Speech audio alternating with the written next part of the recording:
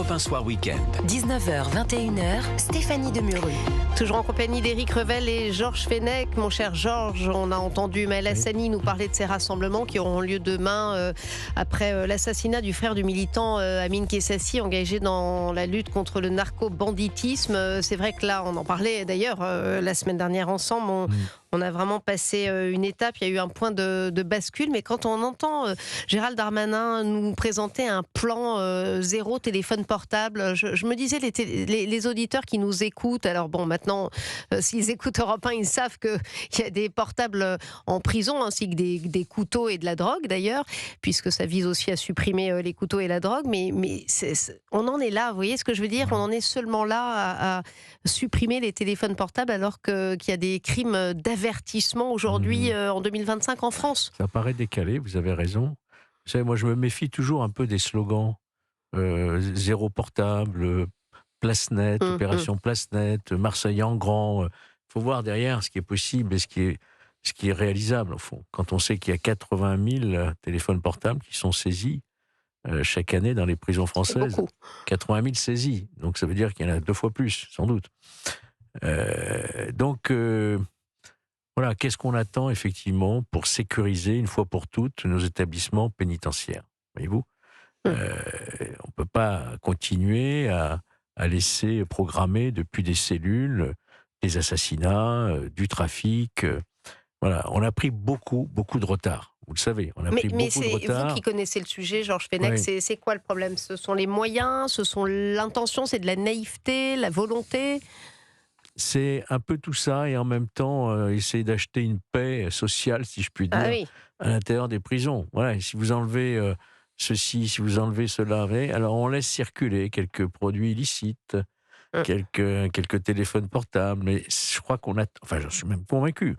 On a tort, il faut de la fermeté, il faut de la discipline dans les prisons, il faut faire effectivement des régimes différenciés suivant la dangerosité des détenus. Il ne faut pas tous les mettre dans le même sac, si je puis dire. C'est ce qui va être le cas avec ce plan. Ça va dans le bon sens. Oui. Éric Revel. Écoutez, moi j'ai entendu aussi le ministre, alors je ne sais pas si c'est Gérald Darmanin ou Laurent Nunez, nous expliquer que le crime, l'assassinat odieux de Mehdi Kessassi, c'était un point de bascule.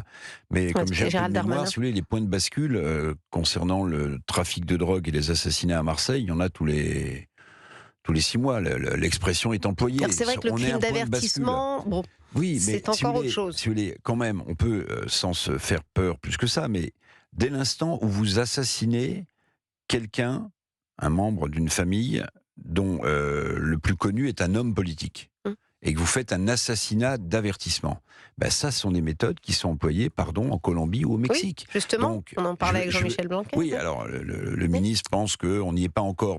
On y est, puisque précisément les méthodes utilisées sont les mêmes. Maintenant, on parlait de Roberto Saviano tout à l'heure, pour lequel j'ai aussi beaucoup d'admiration. L'écrivain italien qui est sous protection, qui a beaucoup écrit sur ces sujets. Qui a mené un combat incroyable contre le narcotrafic en Italie. Mais il dit une chose qui devrait nous faire réfléchir. D'abord, il dit que ça fait 30 ans que la France est dans le déni sur cette question. Qu'on confond système mafieux et système criminel. Exactement. Et il dit quelque chose qui devrait nous faire réfléchir. Il dit en fait, le narcotrafic, c'est un capitalisme mondial. Donc en réalité, la lutte, elle n'est pas seulement d'un État seul dans son coin qui n'a plus de frontières, c'est le cas de la France. Il faudrait peut-être envisager, comme c'est le cas par exemple pour la corruption financière avec le GAFI à l'OCDE qui veille mondialement sur les échanges financiers, il faudrait peut-être réfléchir à une sorte de coordination mondiale pour lutter contre le capitalisme du narcotrafic. Mais oui, parce que ça, sinon... ça paraît difficile. Oui, mais attendez, comment est-ce que vous voulez faire ? Vous tordez le bras des États. Vous n'avez plus de frontières, vous avez des ports qui sont ouverts, 380 kilos de cocaïne ont été saisis aujourd'hui à Marseille, je crois, j'ai lu. Si vous voulez, comme c'est une gangrène internationale, je ne sais pas ce qu'en pense le magistrat. Excuse-moi, Éric, mais ça existe déjà. Et ça s'appelle comment ? Ça s'appelle, je n'ai plus en mémoire, ce sont des conventions. Tu as d'abord des conventions internationales de lutte contre le trafic de stupéfiants, je crois que c'est celle de New York, en l'espèce. Et puis au niveau européen, il y a des conventions européennes, il y a des institutions comme Europol, comme Eurojust, qui coordonnent les... Non, c'est vrai, il y a même des mandats d'arrêt européens maintenant.